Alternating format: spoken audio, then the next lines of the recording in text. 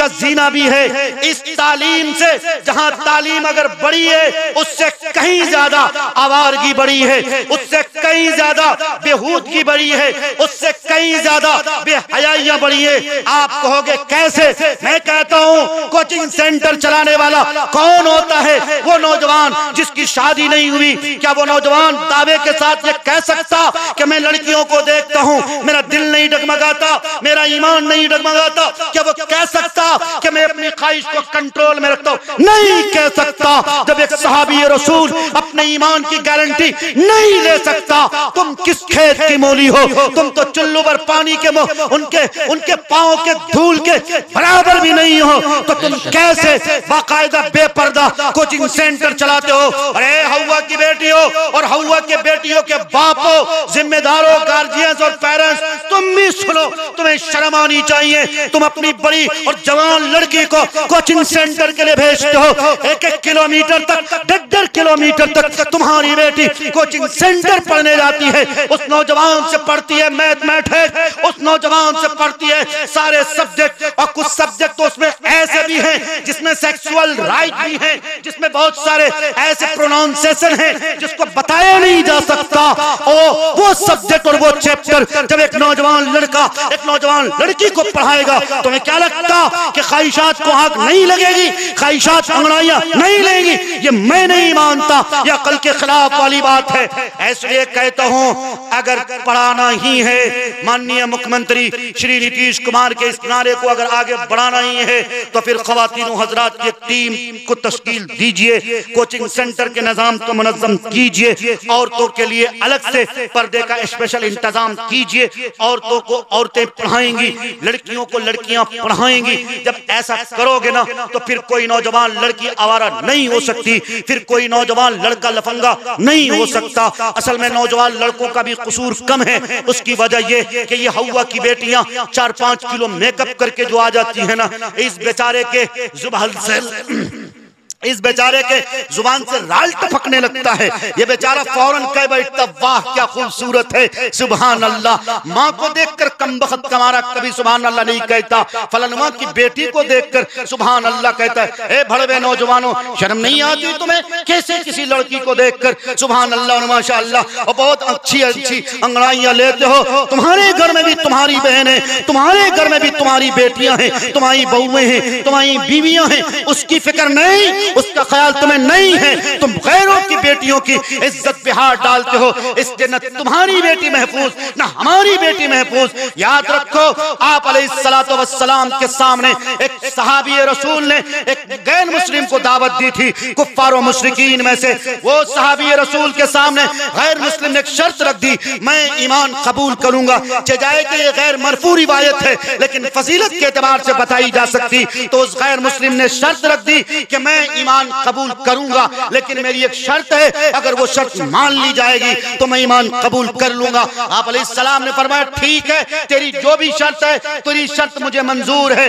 वो गैर मुस्लिम उसने शर्त रखी, मुझे रोजाना नई नई लड़कियां चाहिए, मुझे रोजाना नई नई लड़कियों के साथ रात गुजारना अच्छा लगता, मेरी शर्त को मान ली जाए।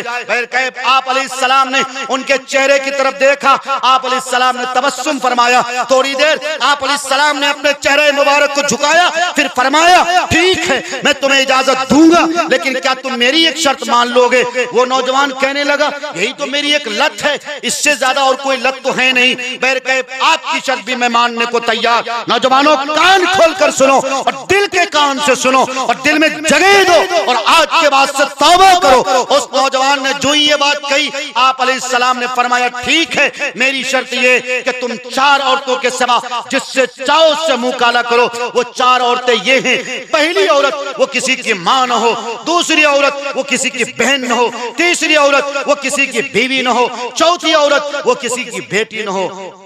उस नौजवान ने कहा, आप इजाजत दे रहे हैं या ये कि जाल में फंसा रहे हैं? तब आप अलैहिस्सलाम ने तबस्सुम फरमाया और फिर आप अलैहिस्सलाम ने फरमाया, ऐ नौजवान, दिल पे हाथ रख के बताओ, अगर तेरी माँ के साथ कोई मुंह काला करे, उसके गरेबान पे अगर कोई हाथ डाले तो क्या करोगे? उस नौजवान ने कहा, उसकी आंखें निकाल लूंगा। फिर आप अलैहिस्सलाम ने फरमाया, ऐ नौजवान, दिल पे हाथ रख के बताओ, अगर तेरी बहन के गरेबान पे कोई हाथ डाले तो क्या करोगे? उस नौजवान ने कहा, उसके कमर तोड़ दूंगा। फिर आप अलैहिस्सलाम ने फरमाया अगर तेरी बीवी के साथ कोई ऐसा करे क्या करोगे? कहा उसको मार मार के कीमा बना दूंगा। फिर आप अलैहिस्सलाम ने फरमाया अगर तेरी बेटी के साथ कोई मुंह काला करे, रात रंगीन करे, क्या करोगे? उस नौजवान ने कहा उसको मार मार कर उसकी बोटियां कुत्ते और चील को खिला दूंगा।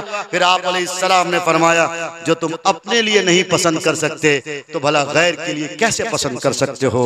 इसलिए नौजवानों हाथ जोड़ के गुजारिश करता हूँ अपनी जवानी को बर्बाद मत करो, तालीमी रास्ते कायम करो, लेकिन जरा सोच समझ कर कायम करो। और ये जो 26 जनवरी के मौके पर तुम बेटियों को नचाते हो और इसी तरह से उनको कॉमेडी के नाम पर पता नहीं कौन कौन से बकवास और कथा और ज्ञान और पता नहीं क्या क्या देते हो, बंद करो इन उल्लड़बाजियों को। 26 जनवरी के मौके पर लड़कियों को नचाना बंद करो। अगर लड़कियां बालिगा हैं उन लड़कियों को माइक पर लाकर खुलेआम उसके चेहरे की नुमाइश, सामने मर्द भी बैठा औरतें भी बैठी है, बंद करो। इससे कुछ नहीं होने वाला। समाज में आवारगी फैलती है, समाज में बेहूदगी फैलती है, बेहयाइयां फैलती हैं। मैं कहता हूं 26 जनवरी मनाओ लेकिन सिस्टमली मनाओ, अपने अकाबिरीन के नक्शे कदम पर चलते हुए। 26 जनवरी मनाना गलत नहीं, हमने कुर्बानियां पेश करी हैं, हमने वतन को आजाद किया, हम नहीं मनाएंगे तो कौन मनाएगा? लेकिन ख़वातीन व हज़रात की इज्जत व आबरू का ख्याल रखते हुए वादा करो हाथ उठा के इंशाअल्लाह, पूरा मजमा वादा करते हैं इंशाअल्लाह जलसे को जलसा बनाएंगे इंशाअल्लाह, इंशाअल्लाह की हिफाजत करेंगे इंशाअल्लाह, अज़्ज़ा के उन मासूम बच्चों से उन औरतों से सबक सीखेंगे इंशाअल्लाह, अपने ईमान को मजबूत बनाएंगे इंशाअल्लाह। बनाओगे तो सुनो अल्लाह का वादा, वअंतुमुल आलून इन कुंतुम मुमिनीन, तुम ही कामयाब हो। अच्छे दिन तुम्हारे लिए हैं, हुक्मरानी तुम्हारे लिए है, कुर्सियां तेरे लिए हैं, लेकिन कब? जब तुम ईमान वाले हो जाओगे तब। अल्लाह तबारक व तआला से दुआ करता हूँ कि अल्लाह ये जो मैंने चंद मुख्तलिफ मारूजात और चंद मुख्तलिफ बातें कई पहलुओं पर रखी हैं, अल्लाह हमें कहने से ज्यादा, हमारे भाइयों को सुनने से ज्यादा हम सबको उस पर अमल करने की तौफीक अता फरमाए। जमाने को शायद बताना पड़ेगा, नया रंग अपना दिखाना पड़ेगा, फकत तस्बीहों से नहीं मिलती जन्नत, खुदा के लिए सर कटाना पड़ेगा। जिन्हें खानकाहों की लत लग गई है उन्हें फिर से मैदान में लाना पड़ेगा, फकत तस्बीहों से नहीं मिलती जन्नत, खुदा के लिए सर कटाना पड़ेगा। बहुत सारे लोगों ने जलसों के खिलाफ एक बहुत बड़ी मुहिम छेड़ी हुई है। मैं जलसों के खिलाफ मुहिम छेड़ने नहीं आया, बल्कि मैं ये कहने आया हूँ अगर मेरी इस उंगली पे जख्म है तो इस जख्म को कैसे खत्म किया जाए इसका इंतजाम किया जाए, न कि पूरी उंगली को काट के फेंक दिया जाए। वैसे ही जलसे ये रूहानी कुव्वत के लिए एक बहुत बड़ी मशीन है, बल्कि बड़े अकाबिरीन ने जलसों को ईमानियात के एतबार से कहा कि ये समझो कि ये एक तरह से पावर हाउस है, यहाँ से ईमान में करंट मिलता है, यहाँ से ईमान में सप्लाई किया जाता है। और ये यकीनन है कि जहाँ भी जलसे होते हैं, एक नहीं दो नहीं कई कई लोगों की जिंदगियां बदली हैं। लोग मुझसे फोन पे राब्ता करके कहते हैं अभी मेरे साथ दरिया के कई नौजवान हैं, खुदा की कसम तहफ़्फ़ुज़ क़ब्रिस्तान के नाम से उन नौजवानों ने यहाँ की शहनवाज और सिकंदर उनकी पूरी टीम ने जलसा कराया था।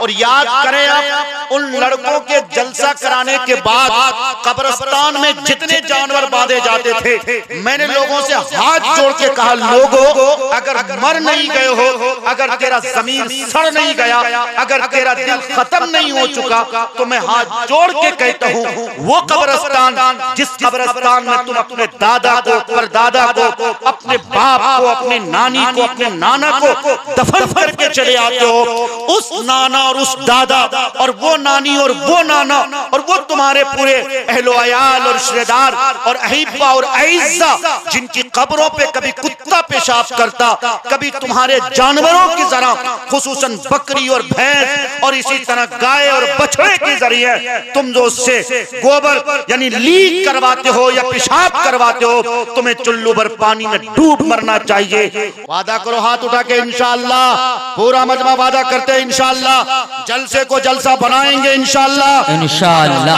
की हिफाजत करेंगे इंशाअल्लाह, अज़्ज़ा के उन मासूम बच्चों से, उन औरतों से सबक सीखेंगे इंशाअल्लाह, अपने ईमान को मजबूत बनाएंगे इंशाअल्लाह।